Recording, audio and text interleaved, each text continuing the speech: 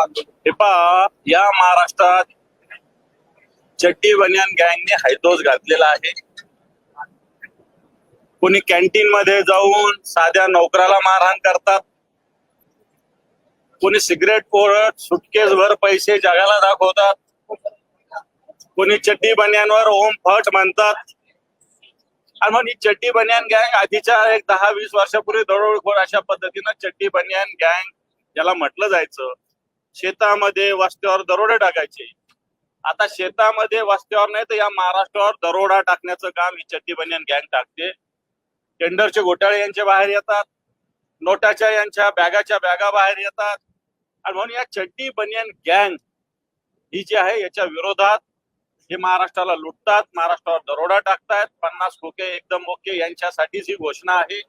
आणि म्हणून आज आम्ही महाविकास आघाडीच्या वतीनं या चड्डी बनियान गँग आणि हिला सपोर्ट करणारे, हिला पाठिंबा देणारे, याला आशीर्वाद देणारे महाराष्ट्राचे मुख्यमंत्री असतील, दोन्ही उपमुख्यमंत्री असतील, कारण तेही जबाबदार आहे याला.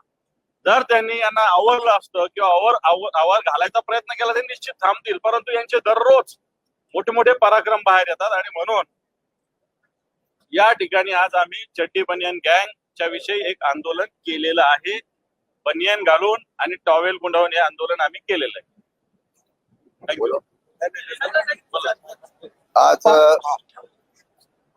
महाराष्ट्रामध्ये यशवंतराव चव्हाणांच्या पासून राजकारणाची एक परंपरा आणि उच्च अशा प्रकारचा दर्जा राखला जातो.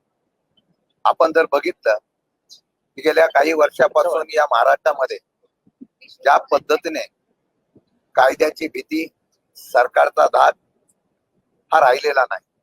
सरकारमधले लोकप्रतिनिधी अशा पद्धतीने वागायला लागले की जे स्वतःच कायदा हातात घेतात, गरिबांना मारहाण करतात.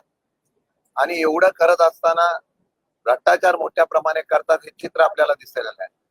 आणि जनतेमध्ये एक वेगळ्या प्रकारची तीव्र नापसंती या लोकप्रतिनिधीमुळे झाल्यामुळे या सर्वांचा निषेध करण्यासाठी आम्ही आज या पायऱ्यावर, निदान आम्ही हे आंदोलन केल्यानंतर तरी त्यांच्या मनामध्ये सुबुद्धी यावी, निदान संस्कृती आणि सुसंस्कृतपणा यावा एवढीच अपेक्षा व्यक्त करतो.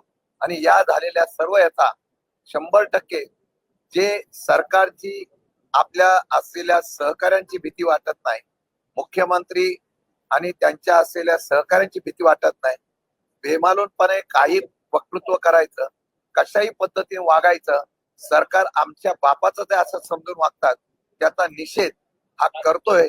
परंतु जनतेला सुद्धा त्यांचा हा प्रकार दिसावा म्हणून आम्ही आंदोलन केलेलं आहे. पार्टी विथ डिफरन्स अशा पद्धतीनं भाजपाची स्वतःची भूमिका असताना आज पैशाची बॅग एका मंत्र्यांच्या खोलीमध्ये दिसते, त्याच्यावर कारवाई होत नाही. स्वतः कॉग्निजन्स घेऊन पोलिसांनी तपासला केला पाहिजे की पैशाची बॅग होती का कपड्याची बॅग होती. मला वाटते गृह खात्यानं यामध्ये कारवाई सो मोठो केली पाहिजे. या मंत्र्यांना बोलवून त्याचा जबाब घेतला पाहिजे. जर ते म्हणत असतील कपड्याची बॅग होती तर त्यांना क्लीन चिट द्या की कपड्याची बॅग होती म्हणून पोलीस खात्यानं चौकशी करावी. संभ्रम अवस्था जी महाराष्ट्रामध्ये आहे या सगळ्यामध्ये, याचा अर्थ या सगळ्या गैरकृत्याला सरकार पाठीशी घालते आणि म्हणून त्याचा निषेध करण्यासाठी आम्ही महाविकास आघाडीतर्फे आंदोलन केले.